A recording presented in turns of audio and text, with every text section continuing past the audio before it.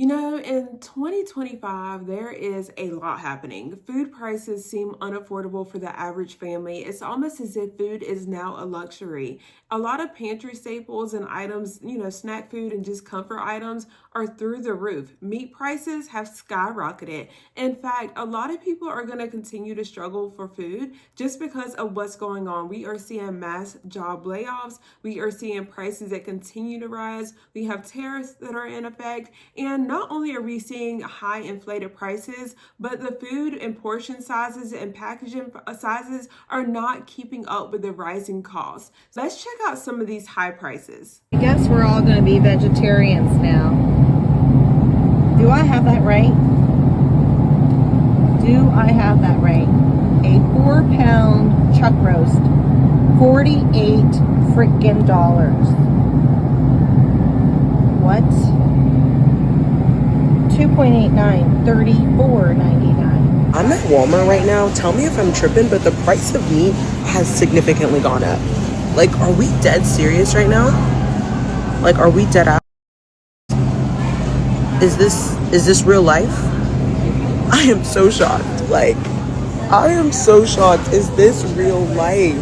This is expensive. So here's the problem. Not only do we keep seeing the rising costs in everyday things, I mean, our electric bills are going up, some people's insurance are going up, the price of rent is through the roof.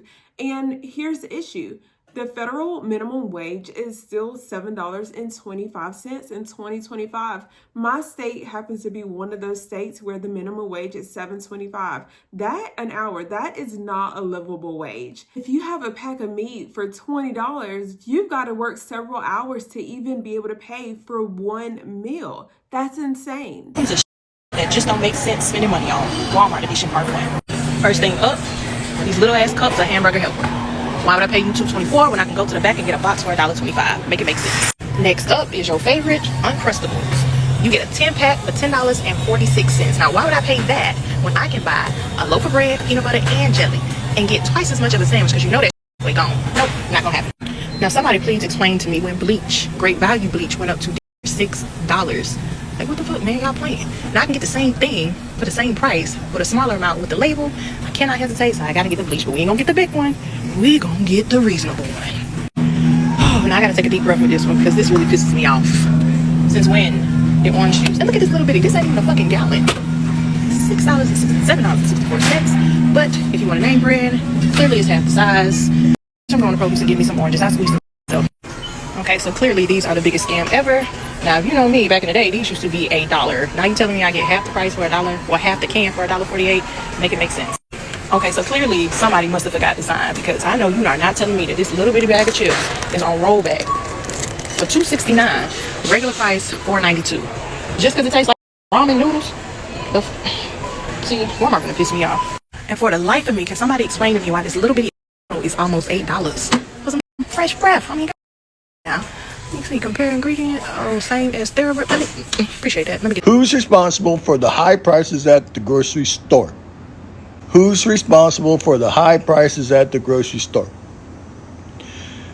Got some Kraft macaroni and cheese. Yep. I remember when it was $4 for $1. Just a few years ago. $4 for $1. Now it's $1.25 a box. $1.25 a box. I want to know why. What caused this? And why is it so expensive? I just left Food Line. $61. Only 2 meats. Not even a week's worth of food. Just make it make sense. Make the make sense. Because this is ridiculous. I'm sorry, but what in the actual is going on here? My favorite is that says everyday low price. I'm here every day. I'll show you my receipts. This is the first day I've seen it say $7.50. Why is it $7.50 for a pound of 85% hamburger? When it is $6.69 for a rolled pound of 80% hamburger, we have lost the plot. What is going on? Is there a hamburger flu like there was a bird flu when the chicken was really expensive? And yet chicken is back to $2.98 a pound. I mean, I would love to see chicken at $1.88 a pound, but this is like one of the best prices I've seen in a while, and hamburger is $1,000 now. What is going on? Are they just taking turns being $1,000? How much is it in the case? It's only $6.99 in the case for 85. Why would you want rolled hamburger for $7.50 if you can have it from the case for $6.99? Make that make sense. These people are diabolical. $23.99 for this? Who gonna buy this for $24? Going to the grocery store is like another job itself. The way we got to come up in here and compare these prices. At this point, I'm about to start couponing. If y'all got any, send them to me.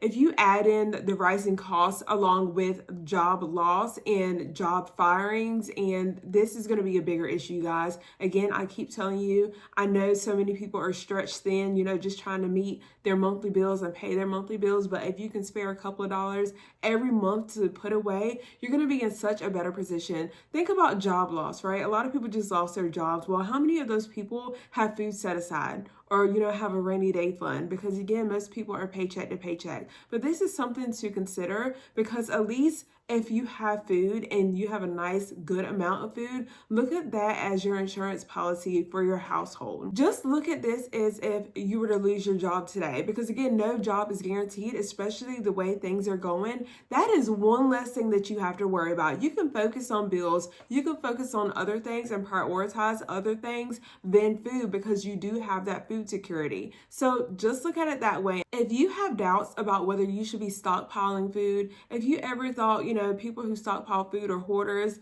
maybe this will be an eye-opener, and hopefully this can change your mind to be a little bit more prepared today than you were yesterday, because it can be done. You can check in the store flyers, make sure you're following those. There are store coupons. A lot of those have transitioned over to digital coupons. And if you follow your store cycles, a lot of the meats and items that are on sale, they used to be on a 6-week rotation. I feel like they still kind of like are that, but I don't know for sure, because when I was couponing, I was more into that. I knew exactly how the store cycles went, but I still am pretty sure that it is on a 6-week rotation. So if you have chicken on sale at your store this week, you might not catch it next week or the following week, but count about 6 weeks and it should get you right about there. Look into bulk buying with family and friends. You know, if you can get one of those big box store memberships, that might be more cost effective. Even local farmers, and I do understand it might be a little bit pricier, but just if you're even talking about convenience and the quality of food now, if you can find a local rancher or somebody who sells like cattle or, you know, chicken eggs, you're going to be so much better off, you know, anyways. It is a large lump sum, especially when you're looking into buying a cow, because that is something that we are looking into.